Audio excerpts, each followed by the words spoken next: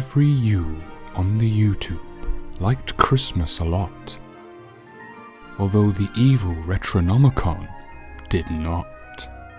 Matt is just a guy trying to enjoy the season. There we are. But the book simply hates Christmas, and no one quite knows the reason. We join Matt now with his shirt and all, for the book to exclaim, "Your dick's 2 sizes too small." You know, that's not very clever, said Matt in reply. You're just lacking the spirit, while mine's in no short supply. "Ah, humbug," said the book with disdain. "You didn't even bother to pick out a Christmas game." Matt turns to the side and begins to think of a game he could play that doesn't totally stink. Christmas games are rare, there aren't that many. I've none in my collection, not 1, 2 or any. The book cackled as it summoned its power, as another Matt walked in, just past the hour. Hey, it's Christmas! This Matt said with celebration. I got you the Grinch for the Sony PlayStation. Matt couldn't believe that it was as he feared. He had a game to review, as the other him disappeared. So with the cackle of the book, all Matt could do was sit and say, Guess I'll have to review this fucking piece of shit.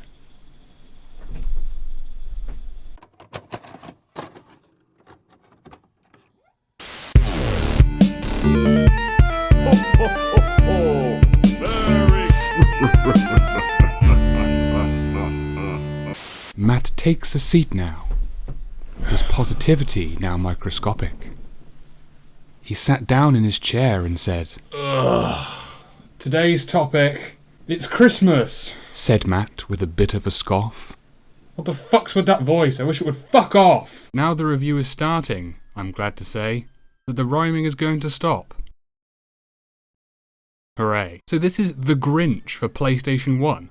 This game was released around the same time as the Jim Carrey adaptation of The Grinch from 2000. It appears as a hodgepodge between this film and previous adaptations. As you can see here from the box art, we don't see Jim Carrey, but what looks like a more traditional animated representation of the Grinch, such as the famous Chuck Jones incarnation from 1966. Yet this version is wearing cool, hip sunglasses.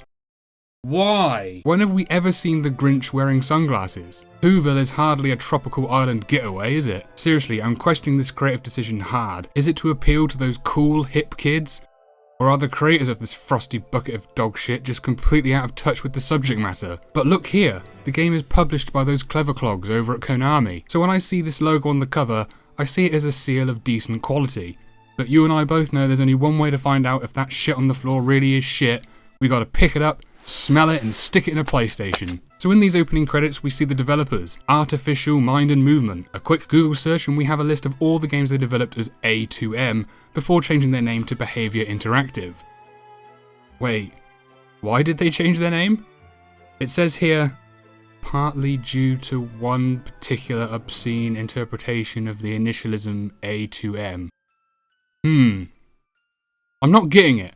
Better click the hyperlink. Holy shit, that's amazing. Okay, so sidestepping that tangent real quick, when the developers were known as Ass to Mouth, The Grinch was their first game to be developed in 2000, but continued to develop a lot of games based on popular licenses. Yeah, it's another one of those developers, like good old Shits Games from the Barbie video, making these guys like the Canadian equivalent, eh? They made Bugs Bunny and Taz Time Busters as well, which is another PS1 game that I remember fondly along with The Grinch. But looking through the rest of this list, I have to say, this is a real mountain of shit. Seems to be a lot of Disney Channel properties as well, which I'm finding particularly disturbing, especially games based off of Lizzie McGuire, That's So Raven, Kim Possible, and The Sweet Life of Motherfucking Zack and Cody. Enough introduction, let's play the game. Okay, so the Grinch in the game actually looks a lot more like Jim Carrey's Grinch from the film that this game is supposedly cashing in on. But I still don't understand why they wouldn't just use promotional images of the film on the game's case. This was officially licensed. So why wouldn't you? Although I wouldn't expect the developers of Drake and Josh on the fucking Game Boy Advance to know dicks. The graphics are angular, but certainly not the worst graphics you've ever seen. However, considering this game was released towards the end of the PS1's lifespan, only months prior to the release of the PS2, This definitely changes your perspective a bit. Many of the game's models seem to clip into each other frequently, while some surfaces and textures are just sometimes not there. There's also occasional frame rate drops that seemingly happen for no reason, and a whole bunch of other weird programming, such as, wow, fuck me. It's Christmas and our Lord has returned. Seriously, why is he just floating there? I'm no expert, but this doesn't look like something that would be hard to fix. So I take back what I said about these graphics being acceptable. There's clearly a lot of rushed work going on here, and I've just got to give that a thumbs down. On the other hand, first impressions of the sound design are good. The soundtrack and voice acting are great. I got it! I have a great idea. This year, the Who's will pay. Although that's definitely not Jim Carrey. Whoever it is does a fine enough job, as does the narrator. That, in fact, is the misanthrope scheme. Build gadgets from blueprints, halt the holiday theme. I love how much they stick to the famous Dr. Seuss rhyming scheme.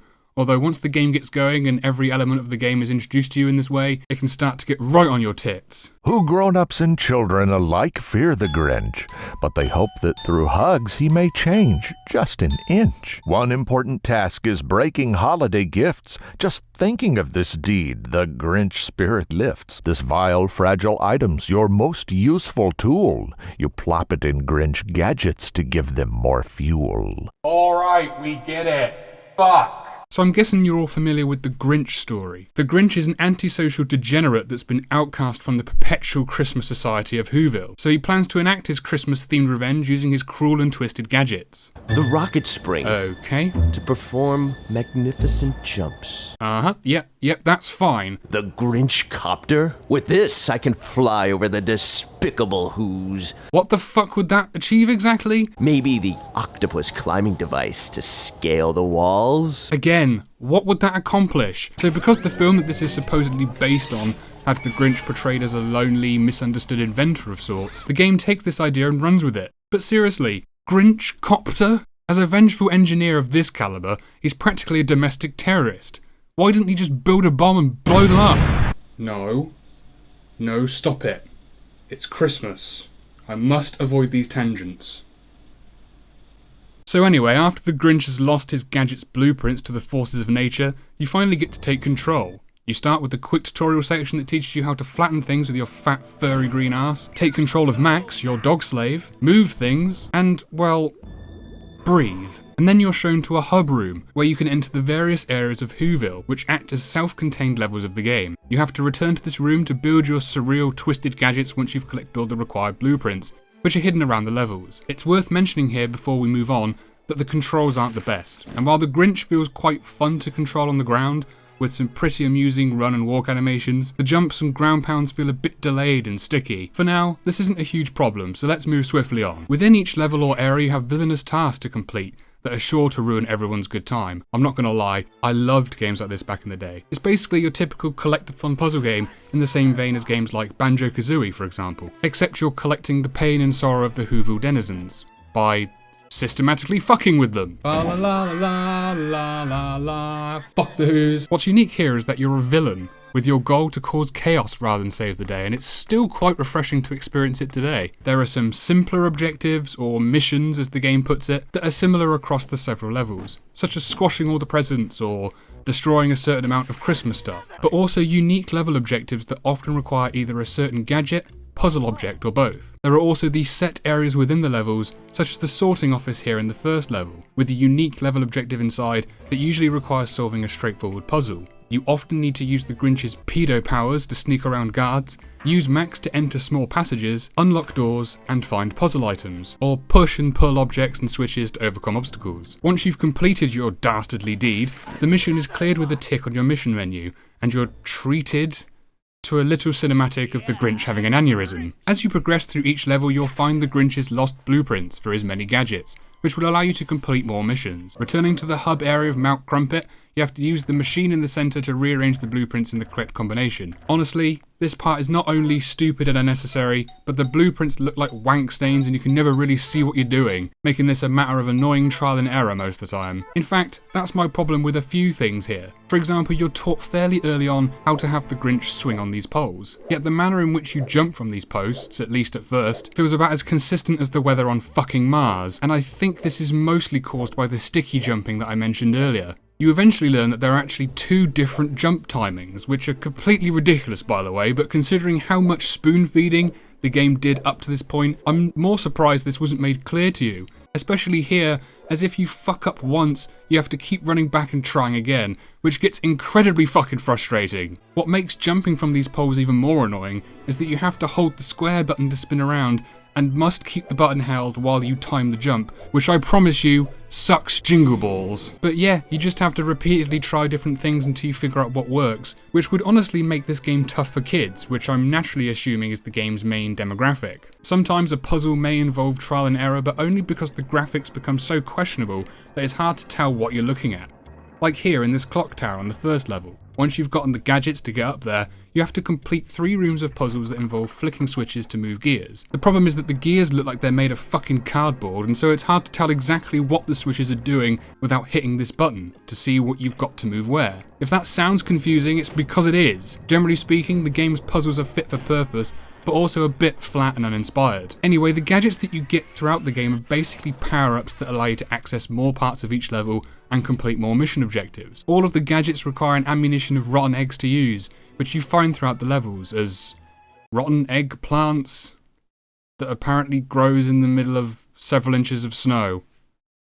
Makes sense. The first one you get is the rotten egg launcher, which is the closest we're ever going to get to see the Grinch holding a semi-automatic weapon. You can use this gadget to shoot enemies as well as cause certain effects, yet you have to use it in first person, which is complete arsery in my opinion. The first level, for example, has a mission that has you stink out houses by shooting rotten eggs through the open windows. How deliciously evil.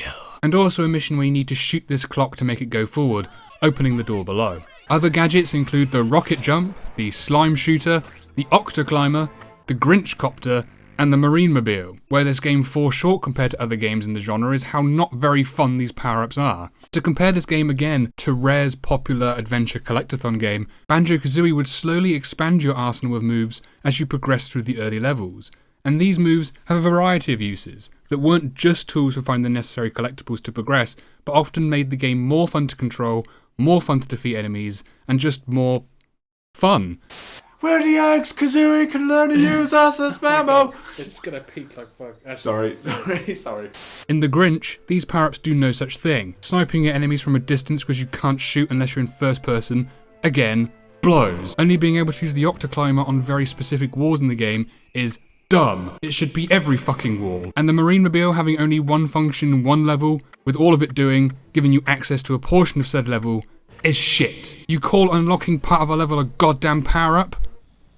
The worst part is that the best power-up, in terms of making the game more explorative, comes right at the fucking end with the Grinch copter.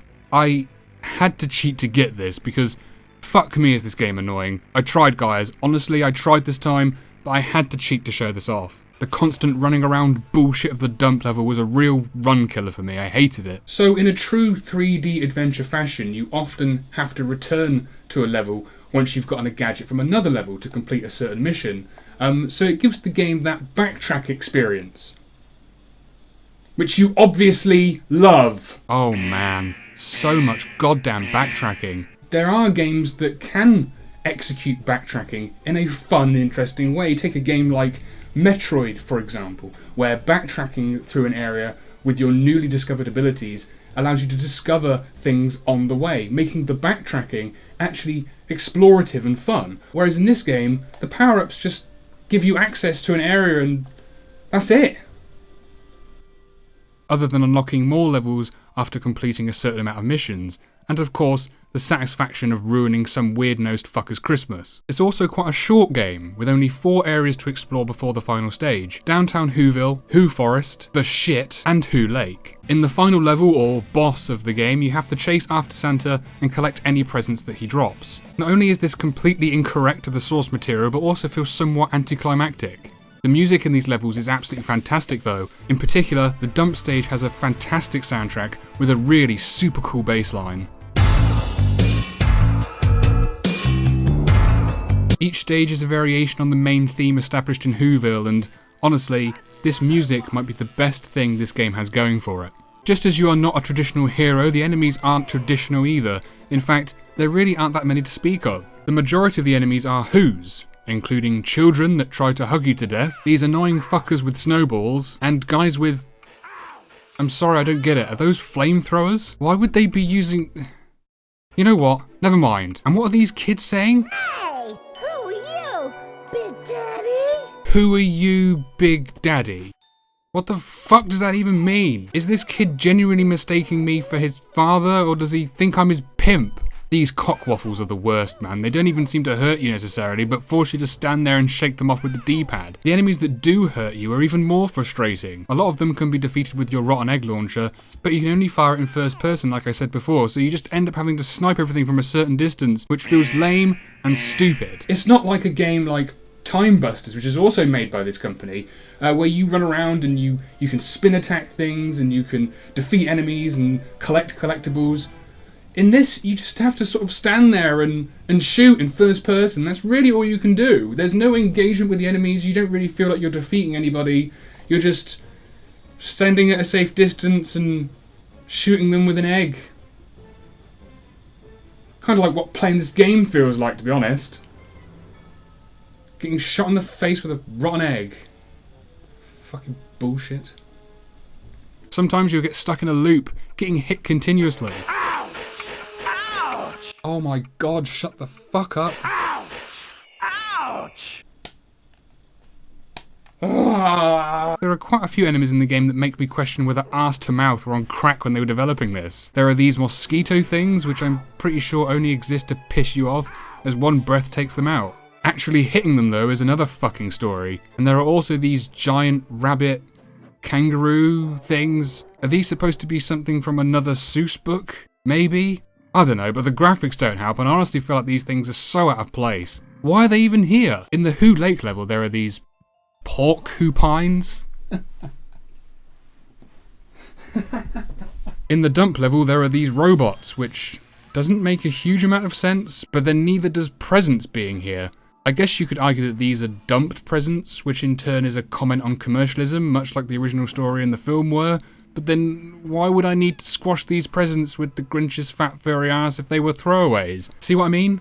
It kind of all starts to unravel if you think about these creative decisions too much. It was the dump level where I found this one most aggravating glitch that made me start to question my life choices. There's this guy on top of a pipe thing, which you've previously been able to jump inside to take you to a hidden room. However, this guy's not taking any of your shit. Getting to this area for the first time, I decided to try and jump up behind him, hoping I would trigger some kind of cinematic or something. I mean, I've jumped into the rest, so why not this one? But no.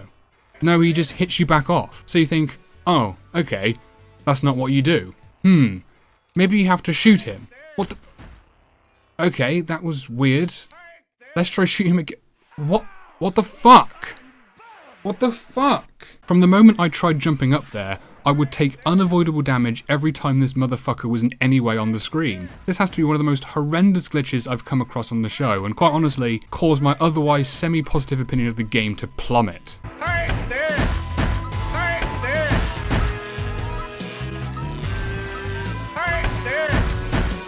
This scenario was, however, my first death in the game, and revealed that you don't actually have any lives, with your only punishment being sent back to the beginning of the level or set area within the level. The Grinch might have some of the best music I've heard on the PlayStation, but its shortcomings are far too plentiful to ignore. The graphics are very questionable, considering its year of release. The unresponsive controls are some of the most frustrating you'll ever endure on the system. There's only 4 measly levels, unlike the other more expansive games of this genre, and there are simply so many confusing choices here that I certainly can't say the game is good. That said, there is a little bit of fun to be had here, and you can't discount the game's unique premise of controlling the villain. The game has plenty of initial charm, but objectively the game is just another easily forgotten and underwhelming adventure game on the PlayStation. So that's the Grinch on PS1. Matt said.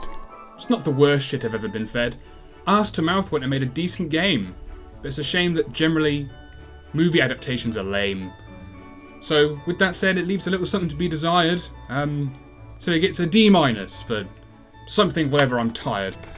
So I'll leave you and go to bed this early Christmas morning before Santa arrives, but thank you so much for joining. Legend has it, as the people say, that Matt's penis grew 2 sizes that day. No, that's his narrative, not mine. You've both ruined my Christmas, and now you've both crossed a line.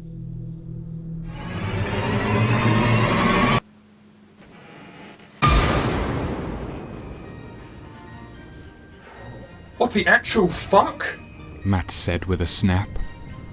What's with this book stupid crap? And so here we leave Matt, knowing not what to do.